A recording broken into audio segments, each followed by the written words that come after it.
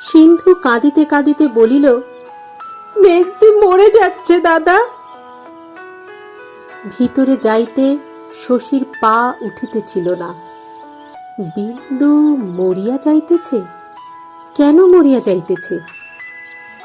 সিন্ধু গুছাইয়া তাকে কিছু বলিতে পারিল না। তবু ব্যাপারটা অনুমান করতে শশীর দেরি হইল না। সন্ধ্যার সময় কি যেন বিন্দু খাইয়াছিল, তাই এখন মরিয়া যাইতেছে। শশীর বুকের ভিতরটা হিম হইয়া গেল। নমস্কার বন্ধুরা, কথা ও কাহিনী চ্যানেলে আপনাদের স্বাগত জানাই। আপনারা শুনছেন শ্রদ্ধেয় কথা সাহিত্যিক শ্রী মানিক বন্দ্যোপাধ্যায়ের অমর সৃষ্টি পুতুল নাচের ইতিকথা। বিন্দুর জীবন কোন ভয়ঙ্কর পরিণতির দিকে বাঁক নিতে চলেছে? শশী কি পারবে বিন্দুকে সুস্থ স্বাভাবিক জীবনের ছন্দে ফিরিয়ে আনতে, নাকি নিয়তির অদৃশ্য সুতোর টানে গাওদিয়ার বিন্দু হারিয়ে যাবে জীবনের কোনো কঠোর আবর্তের মাঝে? আসুন এসব প্রশ্নের উত্তর খুঁজে নিই আজকের পর্বটি থেকে। শুরু হচ্ছে পুতুল নাচের ইতিকথা, পঞ্চম পর্ব।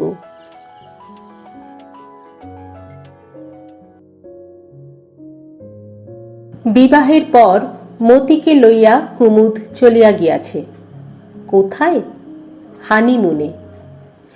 গাওদিয়ার গেও মেয়ে মতি, তাকে লইয়া কুমুদ চলিল হানিমুনে। কুমুদ বলিয়াছিল, কিছু টাকা দে শশী। পরাণের কাছে এ ব্যাপারটা বড় দুর্বোধ্য ঠেকিয়াছে। কনে বউকে সঙ্গে করিয়া অনির্দিষ্টকালের জন্য ভ্রমণে বাহির হওয়া এ কোন দেশে রীতি? মতিকে লইয়া গিয়া উঠিতে পারে এমন আত্মীয় স্বজন কুমুদের কেহ নাই, পরাণ তাহা জানিত। সে আশা করিয়াছিল কুমুদ এখন সস্ত্রীক কিছুদিন শশীর বাড়িতেই বাস করিবে, তারপর মতির রক্ষণাবেক্ষণের ব্যবস্থা করিয়া সংসার পাতিয়া বসিবে শহরে অথবা গ্রামে। রাতারাতি বোনটাকে লইয়া কোথায় উধাও হইয়া গেল কুমুদ? এ বিবাহে পরাণের আনন্দ হয় নাই। শুধু শশীর মুখ চাহিয়া সে সম্মতি দিয়াছিল। চিরদিন সব ব্যাপারে শশীর উপরই সে নির্ভর করিয়া আসিয়াছে। হোক সে গরিব গ্রাম্য গৃহস্থ, মতির সে বড় ভাই, কুমুদের গুরুজন, কিন্তু আগা গোড়া কি উদ্ধত অপমানজনক ব্যবহার কুমুদ তার সঙ্গে করিয়া গিয়াছে। শশীও এটা লক্ষ্য করিয়াছিল। রাগ তাহার কম হয় নাই। মতিকে যদি কুমুদ বিবাহ করিতে পারে, মতির দাদাকে সম্মান করিতে পারিবে না? কিন্তু মুখে সে কিছুই বলে নাই কুমুদকে। শুধু তার সামনে পরাণের সঙ্গে করিয়া গিয়াছিল প্রীতি ও শ্রদ্ধাপূর্ণ ব্যবহার, কুমুদ যাতে দেখিয়া শিখিতে পারে। শশীর এ চেষ্টায় বিশেষ কিছু ফল হয় নাই।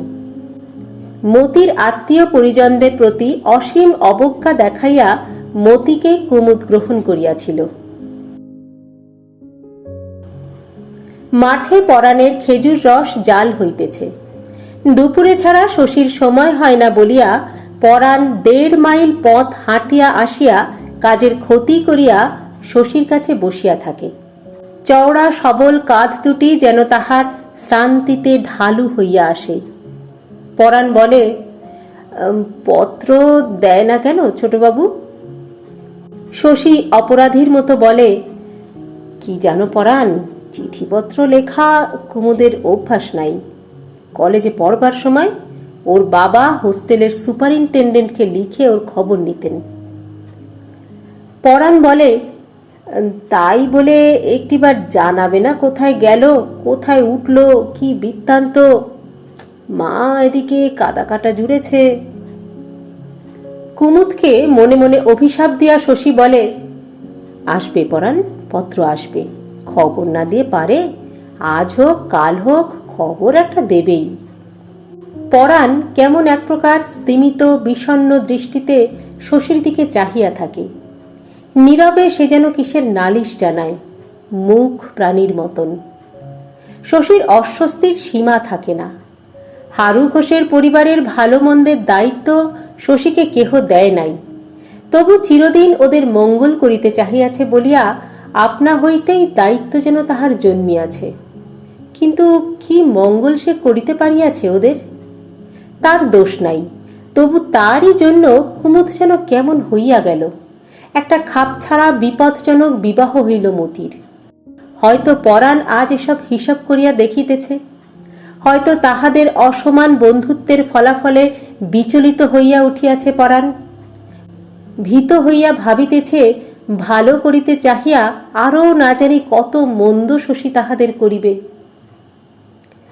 শশী জানে মুখ ফুটিয়া পরাণ কোনো বিষয়ে তাহাকে দোষী করিবে না, শুধু বিষণ্ণ চিন্তিত মুখে দুর্বোধ্য রহস্যদ্রষ্টা শিশুর মতো তাহার দিকে চাহিয়া থাকিবে।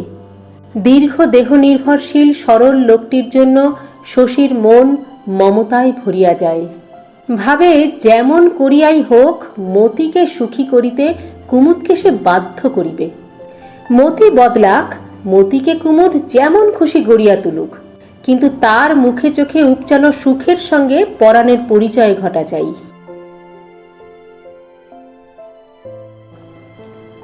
শুধু মতির জন্য নয়, নানা দিকে শশীর চিন্তা বাড়িয়াছে। তার মধ্যে বিন্দুর সম্বন্ধে চিন্তাটা গুরুতর। দিন দিন বিন্দু কেমন যেন হইয়া যাইতেছে। ভুলিয়া থাকিতে পারিবে বলিয়া প্রকাণ্ড সংসারটা চালনার ভার শশী মাসি পিসির কবল হইতে ছিনাইয়া বিন্দুর হাতে তুলিয়া দিয়াছিল। বিন্দু জীবনে কখনো সংসার পরিচালনা করে নাই, সে কেন এ ভার বহন করিতে পারিবে? তাছাড়া বিন্দুর ভালোও লাগে নাই। সব ভার সে আবার একে একে মাসি পিসিকে ফিরাইয়া দিয়াছে। কাজ করিতে বিন্দুর আলস্য বোধ হয়। মানুষের সঙ্গ তাহার ভালো লাগে না। কথাবার্তা কারো সঙ্গেই সে বেশি বলে না। নিজের মনে চুপচাপ ঘরের কোণে বসিয়া থাকে। বসিয়া বসিয়া ঝিমায়। কত কাল অনবরত রাত জাগিয়া জাগিয়া সে যেন নিদ্রাতুর হইয়া আছে এমনি ভাবে সর্বদা হাই তোলে, অথচ ঘুমায় সে খুব কম। কিছু সে খাইতে চায় না, দিন দিন শুকাইয়া যাইতেছে। আধমরা মানুষের মতো শিথিল নিস্তেজ ভঙ্গিতে সে দীর্ঘ দিবারাত্রি যাপন করে। শশী ডাক্তার মানুষ। বিন্দুকে ঘরে ডাকিয়া লইয়া সে জীব দেখে, হার্ট পরীক্ষা করে, শরীরের অবস্থা সম্বন্ধে জেরা করে। তারপর সন্দিগ্ধভাবে মাথা নাড়িয়া বলে, কিছু বুঝতে পারলাম না বাপু, গায়ের ডাক্তার, পেটে তো বিদ্যে নেই তেমন। আচ্ছা, একটা ওষুধ দিচ্ছি, কদিন খা, তারপর আবার পরীক্ষা করে দেখব। বিন্দু বলে, ওষুধ আমি খাবো না। শশী বলে, খাবি, মুখ দিয়ে না খাস গা ফুঁড়ে দেব। বাপের বাড়ি এসে তুই যদি মরে যাস বিন্দু আমি থাকতে, আমার তাতে কি অপমান হবে বল দেখি। বিন্দু কাঁদিয়া ফেলে। কাঁদিতে কাঁদিতেই বলে, কি করব দাদা, মনে বল পাই না, দিন রাত হু হু করে জ্বলে মনের মধ্যে। শশী বলে, কাঁদিস না, আমার ওষুধ খেলেই মন ভালো হয়ে যাবে। বিন্দুর রোগ নির্ণয় করা শশীর অসাধ্য মনে হয়। মনের মধ্যে দিন রাত হু হু করিয়া জ্বলে? কার জন্য জ্বলে? কেন? জীবনটা ব্যর্থ হইয়া গেল বলিয়া মানুষ কি শোকে এমন নির্জীব মৃতপ্রায় হইয়া যায়? নন্দর প্রতি তীব্র বিদ্বেষিত বিন্দুকে দুদিনে সুস্থ ও সবল করিয়া তোলার পক্ষে যথেষ্ট। বিদ্বেষ যদি নাও হয়, আকাশ ছোঁয়া অভিমান বিন্দুকে নবজীবন দিতেছে না কেন?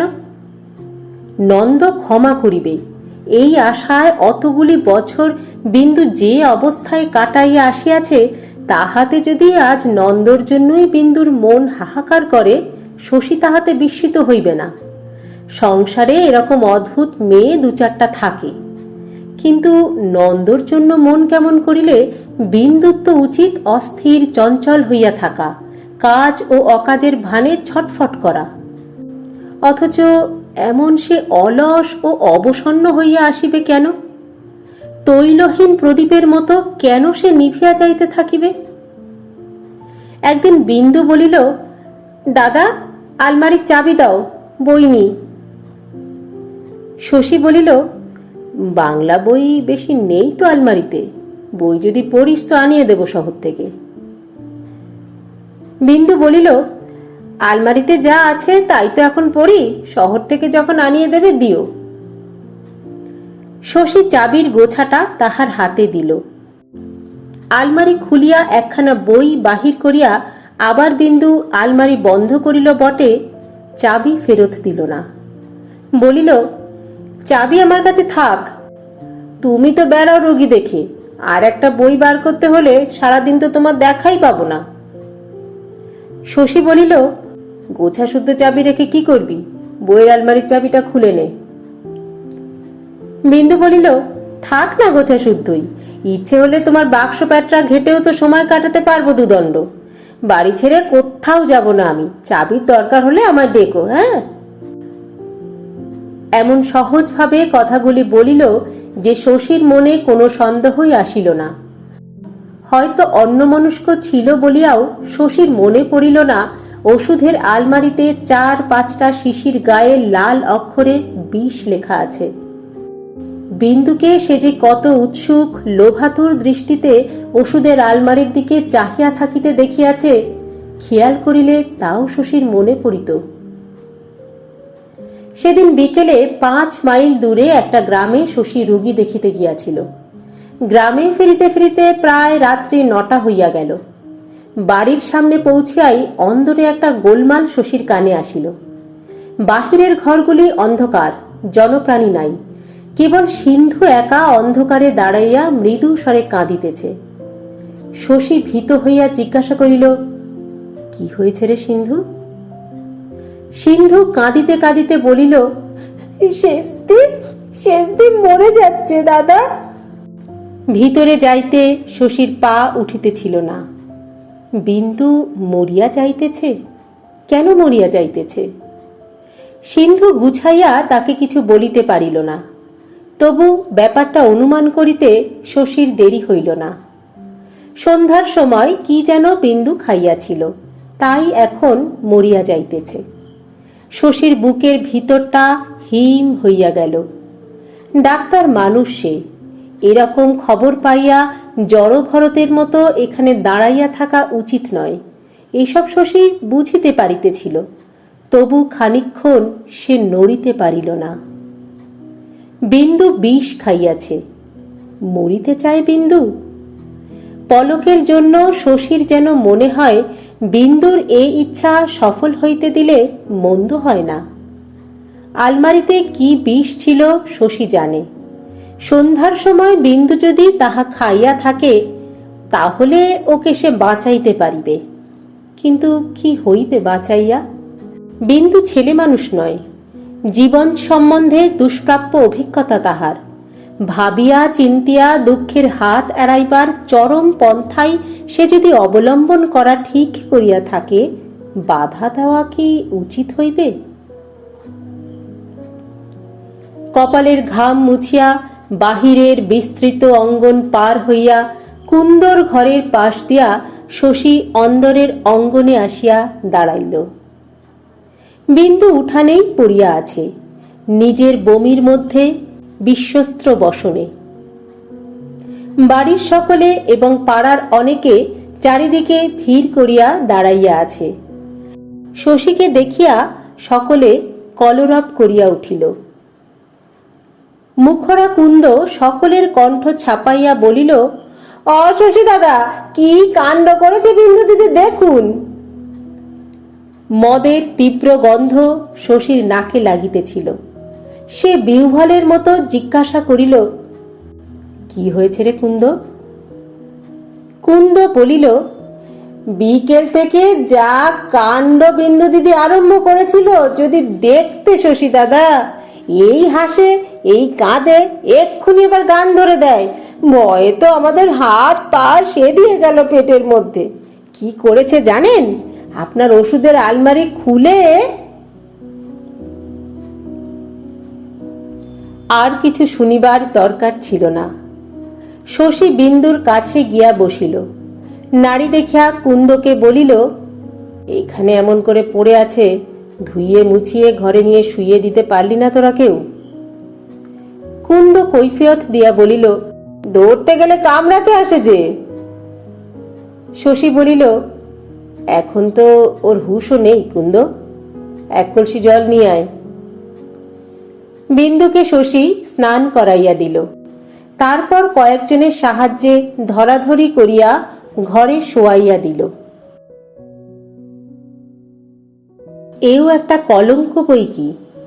কদিন গ্রামে খুব একচোট হইচই হইয়া গেল। ভদ্র পরিবারের অন্তঃপুরে এ কি বিষদৃশ্য কাণ্ড!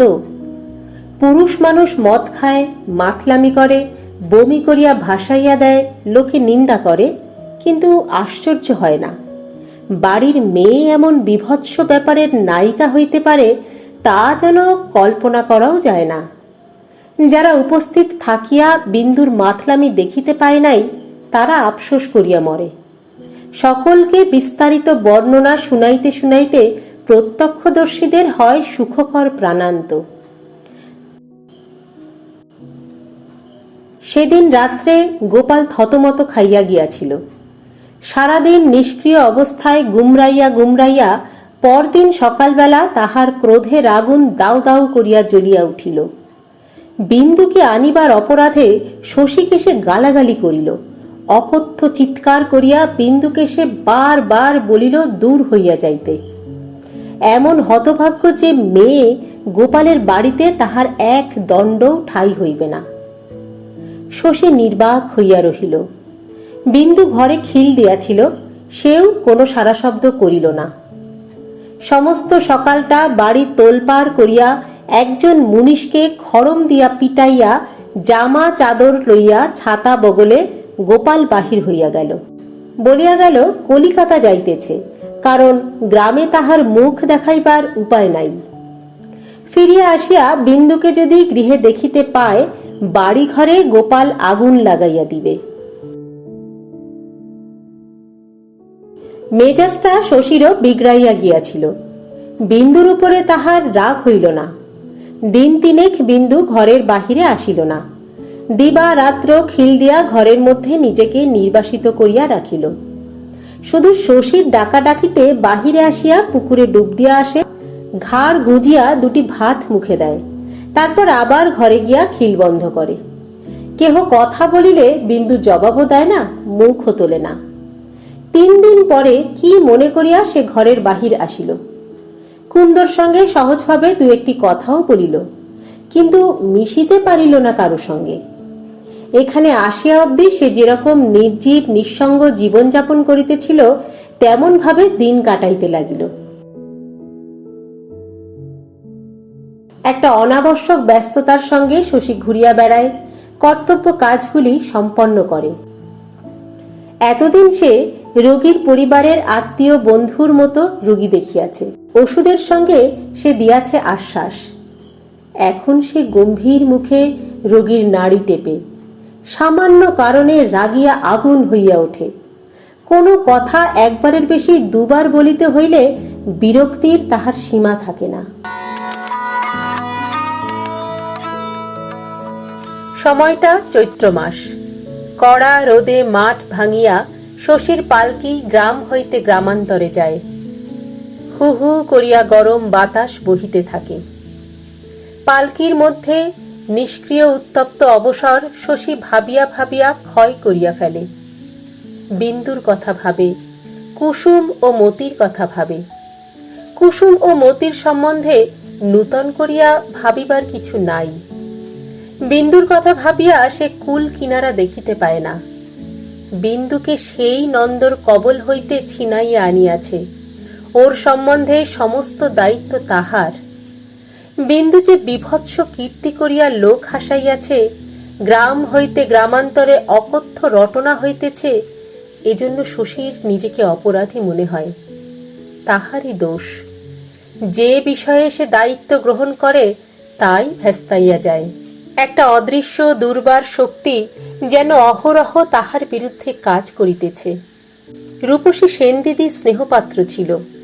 কুরূপা সেনদিদিকে এড়াইয়া চলিবার ইচ্ছার জন্য তাই নিজেকে আজ অশ্রদ্ধা করিতে হয়। অবস্থা পড়িয়া গিয়াছে বলিয়া মমতার বশে পরামর্শ দিয়া সাহায্য করিয়া হারু ঘোষের পরিবারের সঙ্গে ঘনিষ্ঠতা করিয়াছিল। তারপর যেদিন আপন হইতেই ওদের অভিভাবকের আসনটি সে পাইয়াছে, সেদিন চিনিতে পারিয়াছে কুসুমের মন, নষ্ট করিয়াছে মতির ভবিষ্যৎ। এবার বিন্দুর এই অবস্থা দাঁড়াইল। বিন্দুকে আনিবার সময় কত কল্পনাই সে করিয়াছিল। ধীরে ধীরে বিন্দুর মনকে সুস্থ করিয়া তুলিবে, গ্রামের শান্ত আবেষ্টনীতে মনে ওর শান্তি আসিবে, তার স্নেহ যত্ন সাহচর্যে স্বামীহীনা নারীর যত রস ও আনন্দে জীবনে থাকা সম্ভব ক্রমে ক্রমে সব আসিবে বিন্দুর জীবনে। বই পড়িতে এবং ভাবিতে শিখাইয়া একটি অপূর্ব অন্তর্লোক ওর জন্য সে সৃষ্টি করিয়া দিবে। তা যে কত দূর অসম্ভব আজ আর বুঝিতে শশীর বাকি নাই। ভাবিতে শশীর কষ্ট হয়, তবু ইহা সত্য যে শুধু নেশার জন্য বিন্দু সেদিন মদ খাইয়াছিল, আর কোনো কারণে নয়। হয়তো একদিন সাঁড়াশি দিয়া দাঁত ফাঁক করিয়া তাহাকে নন্দর ও জিনিসটা গিলাইতে হইয়াছিল। আজ আর মদ ছাড়া বিন্দুর চলে না। তাছাড়া শুধু মদের নেশা নয়, 7 বছর ধরিয়া নন্দ তাহাকে যে উত্তেজনায় অস্বাভাবিক জীবন দিয়াছিল, সেই জীবনও বিন্দুর অপরিহার্য হইয়া উঠিয়াছে। তাহার বিপুল বিকারগ্রস্ত বিরহ তো শুধু নন্দর জন্য নয়, লজ্জাকর বিলাসিতার জন্য, সঙ্গীত ও উন্মত্ততার জন্য। গ্রামের বৈচিত্র্যহীন স্তিমিত জীবন বিন্দুর সহিতেছে না। কি উপায় হইবে বিন্দুর? নন্দর কাছে ফিরিয়া যাইবে? তাহাতেও লাভ নাই। যে বিকৃত অভ্যস্ত জীবনের জন্য বিন্দু মরিয়া যাইতেছে, সে জীবনে ফিরিয়া গেলেও তার সমস্যার মীমাংসা হইবে না। গায়ের জোরে এই অস্বাভাবিক জীবনে বিন্দুর অভ্যাস জন্মানো হইয়াছে, তাই গৃহস্থ কন্যার একটি সংস্কারও তার মরিয়া যায় নাই। ওই অশান্ত উদ্দাম লজ্জাকর অবস্থায় দিন কাটাইতে না পারিলে তাহার চলিবে না। কিন্তু সেজন্য লজ্জায় দুঃখে অনুতাপে যন্ত্রণাও সে পাইবে অসহ্য। আকণ্ঠ মদের পিপাসার সঙ্গে বিন্দুর মনে মদের প্রতি এমন মারাত্মক ঘৃণা আছে যে নেশার শেষে আত্মগ্লানিতে সে আধমরা হইয়া যায়। কি হইবে বিন্দুর?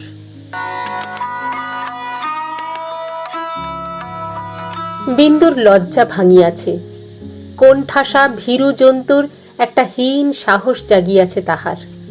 রাত দুপুরে উঠিয়া আসিয়া সে দরজা ঠেলিয়া শশীর ঘুম ভাঙায়, ঘুমের ওষুধ চায়, মাথা ধরার প্রতিকার প্রার্থনা করে। শশী বলে, চুপচাপ শুয়ে থাকবি, যা, ঘুম আসবে, মাথা ধরাও কমে যাবে।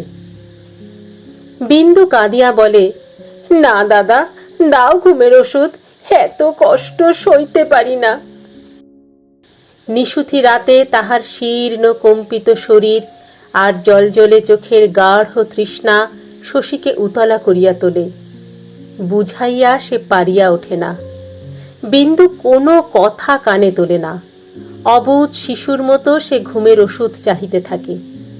শশী বলে, তোর মনে একটু জোর নেই বিন্দু? বিন্দু বলে, মরে গেলাম আমি, মনের জোর কোথা পাবো? শশী একটা ওষুধ তৈরি করিয়া তাহাকে দেয়। বিন্দু সে ওষুধ মেঝেতে ঢালিয়া ফেলে। শশীর পা জড়াইয়া ধরিয়া বলে, একটু ভালো ওষুধ দাও, একটুখানি দাও, দাও না একটু ভালো ওষুধ আমাকে। ব্র্যান্ডির বোতল শশী বাক্সে বন্ধ করিয়া রাখিয়াছিল। আলমারিতে রাখিতে সাহস পায় নাই। চাবির অভাবে কাঁচ ভাঙিয়া বোতলটা আয়ত্ত করা বিন্দুর পক্ষে অসম্ভব নয়। খানিকক্ষণ সে অবগুণ্ঠিতা বিন্দুর দিকে চাহিয়া থাকে। তারপরে বলে, পা ছাড়, দিচ্ছি। ওষুধের গ্লাসে ঘুমের ওষুধ খাইয়া বিন্দু ঘুমাইতে যায়। শশী চুপ করিয়া জাগিয়া বসিয়া থাকে। কত যে মশা কামড়ায় তাহাকে, তাহার ইয়ত্তা নাই। শশী ভাবে, কেন সে এমন অক্ষম, এত অসহায়! শান্তি দিবে বলিয়া যাহাকে সে কুড়াইয়া আনিয়াছিল, রাত দুপুরে তাহাকে মদ পরিবেশন করিতে হয় কেন?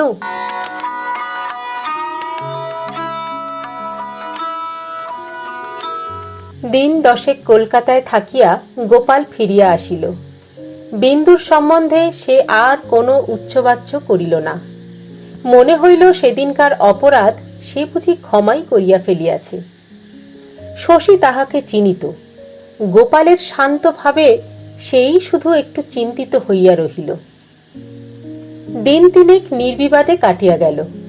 তারপর একদিন সকালে শশীকে ডাকিয়া গোপাল বলিল, নন্দর সঙ্গে দেখা হয়েছিল শশী। দেখা হইয়াছিল হঠাৎ পথে।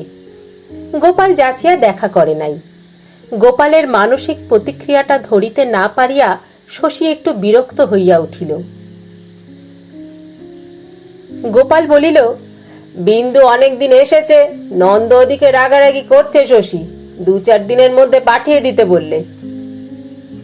শশী স্পষ্ট জিজ্ঞাসা করিল, পাঠিয়ে দিতে বললে না আপনি কথার ভাবে অনুমান করলেন?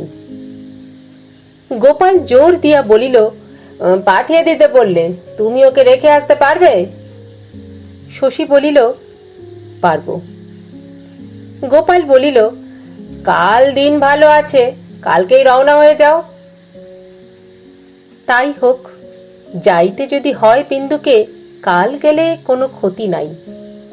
বিন্দুকে শশী কথাটা তখনই শুনাইয়া দিল। বিন্দু একটু হাসিল, বলিল, তাই চলো দাদা, সেই ভালো। শশী বলিল, এমন জানলে তোকে আমি আনতাম না বিন্দু, শুধু শুধু কষ্ট পেলি, ওদিকে নন্দ রেগে রইল, কোনো লাভ হলো না। বিন্দু বলিল, লাভ হলো বই কি দাদা, চলে না এলে কি করে বুঝতাম ওখানে অমনিভাবে থাকা ছাড়া আমার আর গতি নেই। এবার আর কিছু না হোক, মুক্তির কল্পনা করে অযথা আর ব্যাকুল হব না। হয়তো এবার মনও বসবে, হয়তো এবার খুব সুখেই থাকবো। দেখো। বিদায় নেওয়া ঠিক হইয়া গেল বলিয়া বোধ হয় বিন্দু এতদিন পরে গ্রামের দিকে চাহিয়া দেখিল, আত্মীয় পরিজনের সঙ্গে মেলামেশা করিল। সেদিনকার কাণ্ডের পর সকলের সঙ্গে ঘনিষ্ঠতা করিতে আজ বিন্দুর সংকোচ হওয়া উচিত ছিল। এবাড়ির উঠানে নিজের বমির মধ্যে সে যে একদিন গড়াগড়ি দিয়াছিল, সকলের সঙ্গে হঠাৎ তার অবাধ অকুণ্ঠ ব্যবহার দেখিয়া মনে হইল না সে কথা বিন্দুর স্মরণ আছে। রান্নাঘরে কুন্দর ছেলেকে কোলে করিয়া বসিয়া অনেকক্ষণ সে সকলের সঙ্গে গল্প করিল, হাসিল পর্যন্ত। সে যেন স্বামীর গৃহে সহজ ও সাধারণ বধূ জীবন যাপন করিয়া বহুদিন পরে বাপের বাড়ি আসিয়াছে। জীবনে তাহার গ্লানি নাই, অস্বাভাবিকতা নাই, মন ভরা তাহার নির্মল আনন্দ। খবর পাইয়া পাড়াশুদ্ধ মেয়েরা বিন্দুকে দেখিতে আসিল। অনেকে তাহারা বিন্দুকে জন্মাইতে দেখিয়াছে। বিন্দু আজ তাদের কাছে আকাশের পরীর চেয়েও রহস্যময়ী। অনেকদিন আগে একবার আসিয়া গ্রামকে সে চমকাইয়া দিয়াছিল, এবারও দিয়াছে। আবার সে ফিরিয়া যাইতেছে তাহার অজ্ঞাত রহস্যময় প্রবাসে। তাহাদের গায়ের মেয়ে বিন্দু। কুসুম এবং পরাণ আসিল। কুসুম চুপি চুপি বিন্দুকে বলিল, বড্ড যে হাসি খুশি তিথি। বিন্দু বলিল, বরের কাছে যাব যে ভাই। শীর্ণ মুখে সে অকথ্য হাসি হাসিল। কুসুম জিজ্ঞাসা করিল, আবার কবে আসবে? বিন্দু বলিল, আর তো আসবো না বউ। পরাণ শশীকে বলিল, মতিদের খোঁজ করবেন ছোটবাবু? শশী বলিল, করব বই কি, বৈশাখ মাস পড়ল না? বৈশাখ মাসে কুমুদ সরস্বতী অপেরায় যোগ দেবে বলেছিল পরাণ। দলটার ঠিকানা অবশ্য আমি জানি না, তবে খোঁজ পেতে কষ্ট হবে বলে মনে হয় না। পরাণ বলিল, খবর যদি পান ছোটবাবু, মতিকে নিয়ে আসবেন। 2 মাস হয়ে গেল, ছেলে মানুষ তো কাঁদা কাটা করছে হয়তো। 2 মাস হইয়া গিয়াছে? তাই তো বটে। পরাণের মুখের দিকে শশী চাহিতে পারে না। 2 মাস হইল মতি গ্রাম ছাড়া, এর মধ্যে একটা খবরও আসে নাই। টাকা চাহিয়াও কুমুদ যদি একখানা পত্র লিখিত, যদি দেখা হয় কুমুদের সঙ্গে একটা বোঝাপড়া করিতে হইবে, বুঝাইয়া দিতে হইবে সে কত বড় দায়িত্ব জ্ঞানহীন রাস্কেল। আচ্ছা, মতি তো একখানা চিঠি লিখিতে পারিত তাহার আঁকা বাঁকা অক্ষরে, কেন লিখিল না? কুমুদের সঙ্গে খেলা করিয়া সময় পায় না? এই ক্ষমতা কুমুদের আছে, মানুষকে সে আত্মভোলা করিতে পারে। তাছাড়া হয়তো কুমুদ যেমন বিবরণ দিয়াছিল, তেমনি অসম্ভব অবাস্তব ভালোবাসা সত্য সত্যই মতির বুকে আসিয়াছে। কাব্যে যেমন লেখে, মিলনের অতল উচ্ছল আনন্দে মতি বিশ্ব সংসার ভুলিয়া গিয়াছে। শশী একটু হাসে। মতিকে উপন্যাসের নায়িকার মতো ভাবিতে আরম্ভ করিয়াছে, সেও তো কম কল্পনাপ্রবণ নয়।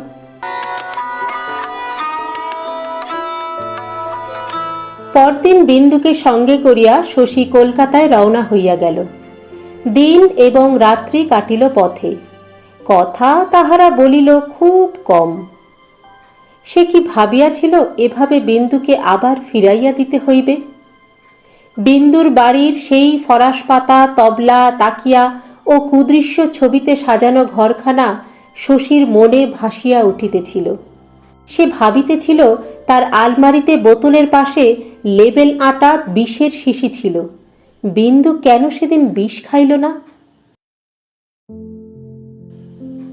বেলা প্রায় 10টার সময় তাহারা বিন্দুর বাড়ি পৌঁছিল।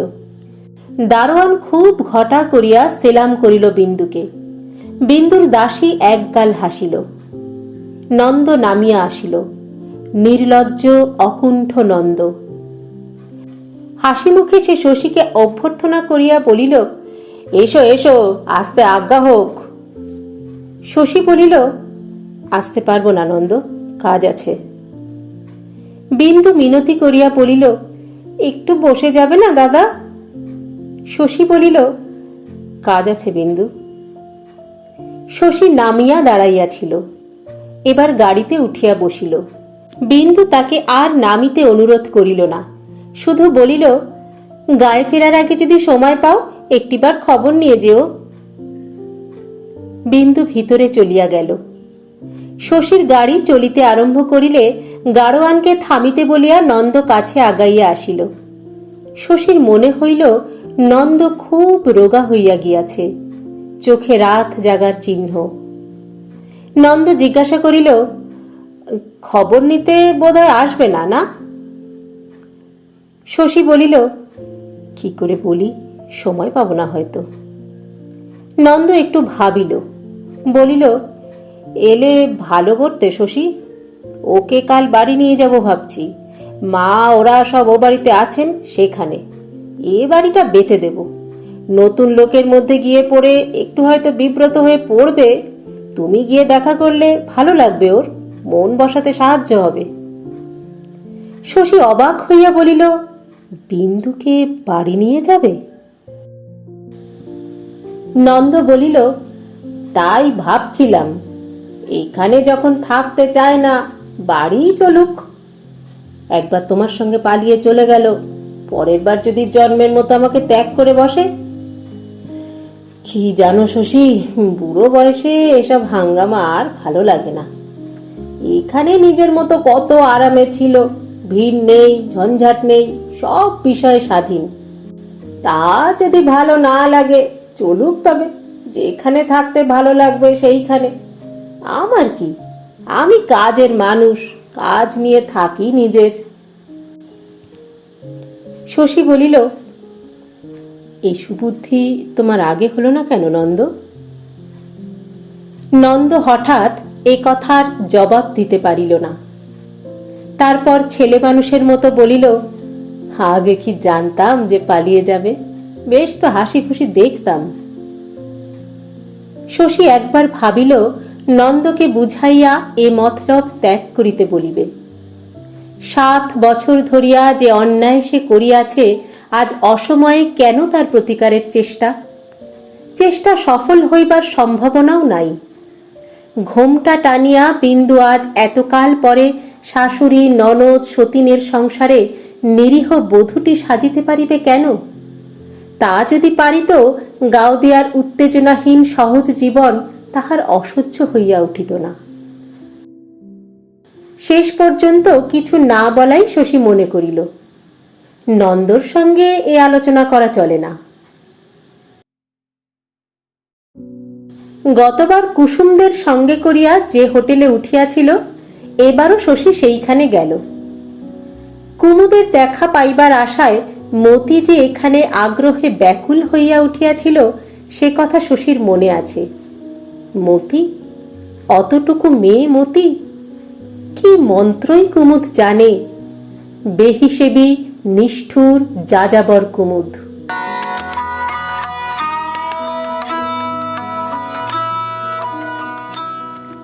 পরদিন শশী কুমুদের খোঁজ করিল। একটা থিয়েটারের সাজগোজের দোকানে বিনোদিনী অপেরার ঠিকানা পাওয়া গেল। সরস্বতী অপেরার সন্ধান কেহ শশীকে দিতে পারিল না। কুমুদ বলিয়াছিল বিনোদিনী অপেরার সঙ্গে তাহার সম্পর্ক চুকিয়াছে, ওখানে খোঁজ করিয়া লাভ হইবে কিনা সন্দেহ। তবু শশী শেষ বেলায় চিতপুরের একটা বাড়ির দোতলায় অধিকারীর সঙ্গে দেখা করিল। সদ্য ঘুম ভাঙা অধিকারী বলিল, কুমুদ, অঘ্রাণ মাস থেকে সে শালাকে আমরা খুঁজে মরছি মশাই। ভাওতা দিয়ে 3 মাসের মাইনে আগাম নিয়ে সরেছে। 2 দিন পরে শ্রীপুরে রাজবাড়িতে বায়না ছিল, একেবারে ডুবিয়ে দিয়ে গেছে মশাই। অধিকারী আরক্ত চোখে কটমট করিয়া শশীর দিকে চাহিয়া বলিল, মশাইয়ের সর্বনাশটা কি শুনতে পাই? শশী একটু হাসিল, বলিল, সে কথা শুনে আর কি হবে, সরস্বতী অপেরার ঠিকানাটা দিতে পারেন? অধিকারী বলিল, সরস্বতী অপেরা নামও শুনিনি। এইখানে তবে ইতি কুমুদকে খোঁজ করার। শশী চলিয়া আসিতেছিল। অধিকারী বলিল, কুমুদের সঙ্গে আপনার দেখা হবে কি? শশী বলিল, তা বলতে পারি না, হওয়া সম্ভব। অধিকারী বলিল, দেখা হলে একবার জিজ্ঞাসা করবেন তো, এই কি ভদ্রলোকের ছেলের কাজ? আচ্ছা থাক, ওসব কিছু জিজ্ঞাসা করে কাজ নেই। বাবুর আবার অপমান জ্ঞানটি টনটনে। তাকে বলবেন যে অধর মল্লিক ও 200-400 টাকার জন্য কেয়ার করে না। পালাবার কি দরকার ছিল রে বাপু? হ্যাঁ, চাইলে ও কটা টাকা তোকে আর আমি দিতাম না? 3 বছর তুই আমার দলে আছিস, ছেলের মতো তোর পরে মায়া বসেছে। গলাটা অধিকারীর ধরিয়া আসিল, কে জানে স্লেমায় কি মমতায়। চোখ পিটপিট করিয়া বলিল, আমার ছেলে পিলে নাই জানেন, একটা মেয়ে ছিল। বাপ বটে আমি, তবু বলি, দেখতে শুনতে মেয়ের আমার তুলনা ছিল না মশাই। রং যাকে বলে আসল গৌর তাই। কুমুদের সঙ্গে বিয়ে দেব ভেবেছি, তা ছোড়ার কি আর বিয়ে টিয়ের মতলব আছে? একেবারে পাষণ্ড। তাই না কেষ্টনগরের এক ডাকাতের হাতে মেয়ে দিতে হলো। যন্ত্রণা দিয়ে মেয়েটাকে আমার মেরে ফেললো। সেই থেকে কি যে হলো আমার, সংসারে আর মন নেই। দল একটা করেছি, কেউ ডাকলে ডুকলে পালা গেয়ে আসি। কিছু ভালো লাগে না মশাই। আমি আছি শতেক জ্বালায় আধখানা হয়ে। কুমুদ ছোড়া কিনা ডুবিয়ে দিল আমাকেই। ছোড়ার দেহে এক ফোঁটা মায়া দয়া নেই। আমি হলে তো পারতাম না বাপু, একটা শোকাতুর লোকের ঘাড় ভেঙে পালাতে পারতাম না। ছোড়াটা কি? বিস্ময়ে ও আবেগে অধিকারী শুধু মাথায় নাড়িল খানিকক্ষণ। তারপর আরো বেশি অন্তরঙ্গ হইয়া বলিল, আপনাকে খুলেই বলছি দাদা, কুমুদ গিয়ে থেকে দলটা একেবারে কানা হয়ে গেছে। খাসা পাঠ বলতো। 20 বছর আছি এ লাইনে, অমনটি আর দেখিনি। দেখা হলে বলবেন, টাকা গেছে যাক, আসুক, কাজ করুক। পুরনো কাসুন্দি ঘাটবার পাত্র এই অধর মল্লিক নয়। 10-20 টাকা মাইনে বেশি চায়, আমি কি দেব না বলেছি? ছোড়াটা কি? দিন তিনেক শশী আরও কয়েকটা দলে কুমুদের খোঁজ করিল। কোনো সন্ধান পাওয়া গেল না। অনেক রোগী ফেলিয়া আসিয়াছে, বেশি দিন কলিকাতায় বসিয়া থাকিবার উপায় শশীর ছিল না। পরদিন সে গাওদিয়া ফিরিয়া যাইবে ঠিক করিল। বাকি জীবনটা কলিকাতায় বসিয়া মতির খোঁজ করিলে তো আর চলিবে না। গ্রামে ফিরিবার এই আভ্যন্তরীণ তাগিদ সেদিন রাত্রে শশীকে একটু অবাক করিয়া দিল। শশীর ঘরখানা রাস্তার উপরে। অনেক রাত্রে চৌকির প্রান্তে জানালার ধারে সে বসিয়াছিল। পথে তখন লোক চলাচল কমিয়াছে, দোকানপাট বন্ধ হইয়াছে। কাল তাহাকে গ্রামে ফিরিতে হইবে। একদিন গ্রাম ছাড়িয়া আসিয়া বিস্তৃততর জীবন গঠনের কল্পনা করিয়া সে দিন কাটাইত। আর ইতিমধ্যেই এমন অবস্থা দাঁড়াইয়াছে যে 1 সপ্তাহ বাহিরে আসিয়া তাহার চলে না। কলেরা, বসন্ত, কালাজ্বর, টাইফয়েড এবং আরও অনেক ছোট বড় রোগে আক্রান্ত যাদের সে ফেলিয়া আসিয়াছে, একে একে তাদের কথা মনে পড়িলে আর একটা দিনও অকারণে কলিকাতায় বসিয়া থাকিবার সংকল্পে নিজেকে তাহার খেয়ালি বর্বর মনে হইতেছে। কে জানে ওদেরকে ইতিমধ্যেই গিয়াছে মরিয়া, কার অবস্থা গিয়াছে খারাপের দিকে। ফিরিয়া গিয়া আবার ওদের রোগ শয্যা পার্শ্বে বসিতে না পারিলে মনে তো সে শান্তি পাইবে না। এ কি বন্ধন, এ কি দাসত্ব! শশীর রাগ হয়। এ দায়িত্ব সে মানিবে না। এত কিসের নীতিজ্ঞান! গ্রামে তো সে ফিরিবে না 1 মাসের মধ্যে। সে কি মানুষের জীবন মরণের মালিক? যতদিন গ্রামে ছিল যে ডাকিয়াছে চিকিৎসা করিয়া আসিয়াছে। এখন যদি রোগীরা তার চিকিৎসার অভাবে মরিয়া যায়, মরুক। 3 বছর আগে সে যখন ডাক্তারি পাশ করে নাই, তখন কি করিয়াছিল গাঁয়ের লোক? এখনো তাই করুক। শশী কিছু জানে না।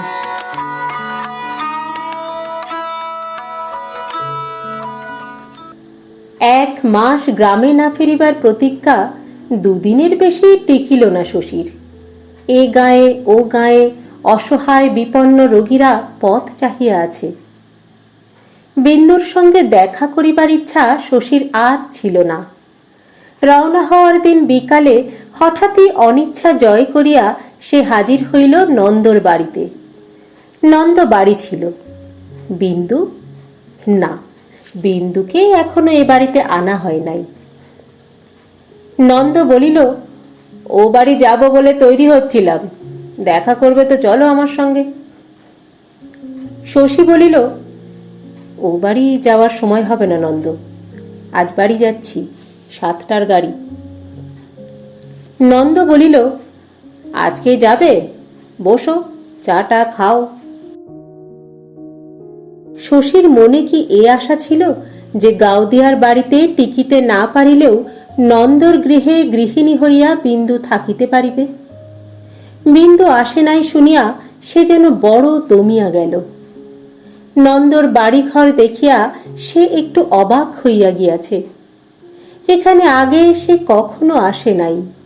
নন্দর গৃহে বনেদিত্যের ছাপ যে এত স্পষ্ট ও প্রীতিকর, এই ধারণা তাহার ছিল না।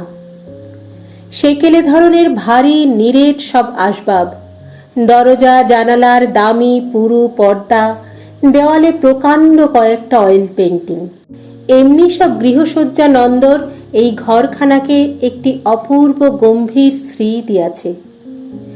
অন্দর বোধ হয় বেশি তফাতে নয়। কোমল গলার কথা ও হাসি শশীর কানে আসিতেছিল। সে অনুভব করিতেছিল অন্তরালে একটি বৃহৎ সুখী পরিবারের অস্তিত্ব। তারপর এক সময় 7-8 বছরের একটি সুশ্রী ছেলে কি বলিতে আসিয়া শশীকে দেখিয়া নন্দর গা ঘেঁষিয়া দাঁড়াইয়া পড়িল। কি সুন্দর তার দুটি কৌতূহলী চোখ, আর কি মায়া নন্দর চোখে! গরমে যে ঘেমে উঠেছিস বলিয়া নন্দ নিজে ছেলের জামা খুলিয়া দিতে শশী যেন অবাক হইয়া গেল। এ কি অসঙ্গতি নন্দ ও নন্দর আবেষ্টনীর মধ্যে! আর এই পুরুষানুক্রমিক নীড়ে শান্তি আছে নাকি? এই গৃহের সীমাবদ্ধ জগতে কি সুখ আর আনন্দের তরঙ্গ ওঠে আর পড়ে? নন্দর ছেলে চলিয়া গেলে শশী বলিল, বিন্দুকে বলেছিলে নন্দ এখানে আসবার কথা? নন্দ বলিল, বলেছিলাম, সে আসবে না। আসবে না? ইহা অপ্রত্যাশিত নয়, তবু শশী যেন নিভিয়া গেল। চাকর তামাক দিয়া গিয়াছিল। নন্দর হাতের নলটা সাপের মতো দুলিয়া উঠিল। অন্যমনস্কভাবে সে বলিতে লাগিল, এমন জেদি মানুষ আমি জন্মে দেখিনি শশী। কথা বললে হেসে উড়িয়ে দেয়। কি যে বিপদে আমি পড়েছি! স্বীকার করি কাজটা প্রথমে ভালো করিনি, রাগের মাথায় ঠিক থাকেনি দিক বিদিক, কিন্তু সত্যি বলছি শশী, শেষের দিকে ওই আমাকে চালিয়ে নিয়ে এসেছে, থামতে দেয়নি। স্পষ্ট করে আমি অবশ্য এতদিন বলিনি কিছু। মনটা আমার কদ্দূর বদলে গেছে আগে বুঝতে পারিনি শশী।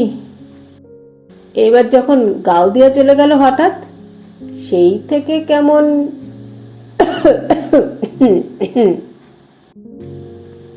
নন্দ হেন লোক, সেও আজ তামাক টানার ছলে কাশিল। বলিল, এইখানে আনার জন্য কত তোষামত করেছি, কি আর বলবো তোমাকে। কত বলেছি যে আর কেন, চলো এবার ও বাড়িতে, সকলের সঙ্গে মিলেমিশে থাকবে। খোকার মা আজ 1 বছর শয্যাশায়ী, তার ভালো মন্দ কিছু হলে এত বড় সংসার তো তোমারই না, আমি আর একটা বিয়ে করতে যাব এই বয়সে? তা শুনে এমন করে হাসে যেন ঠাট্টা করছি। শশী বলিল, তোমার মুখে এসব কথা ঠাট্টার মতোই শোনায় নন্দ। নন্দর ভাব প্রবণতা ভাঙিয়া গেল। মুখে দেখা দিল মেঘের মতো বিরাগের ছায়া। হাতের নল নামাইয়া চোখের ভ্রু কুচকাইয়া সে বলিল, তুমি যদি পরিহাস করতে এসে থাকো। শশী বলিল, পরিহাস তোমার সঙ্গে? এমন কাণ্ডজ্ঞানের অভাব না হলে তুমি এমন সব কাণ্ড করতে পারো? শশী আর বসিল না। তাহাকে আগাইয়া দিতে নন্দ উঠিয়া আসিল না। যে চা ও খাবার শশী স্পর্শ করে নাই, সেদিকে চাহিয়া কি যেন ভাবিতে লাগিল।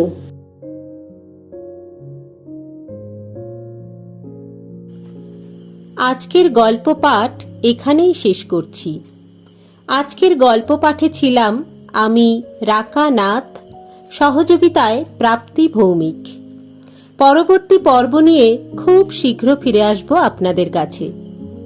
আমাদের অন্যান্য গল্প পাঠের লিংক আপনাদের জন্য দেওয়া রইল পাশের ডেসক্রিপশন বক্সে। ইচ্ছে হলে একবার অবশ্যই ঘুরে দেখে আসবেন কিন্তু। আজ তাহলে এই পর্যন্তই।